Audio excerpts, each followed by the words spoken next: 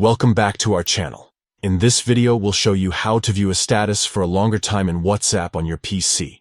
Let's get started first. Open WhatsApp on your PC. Launch the application and log in with your credentials. Next, click on the circle icon located in the left menu.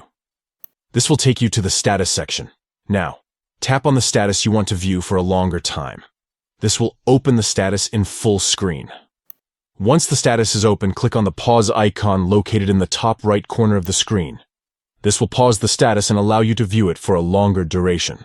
By pausing the status, you can take your time to read the text, view the images, or watch the videos without the worry of it disappearing too quickly.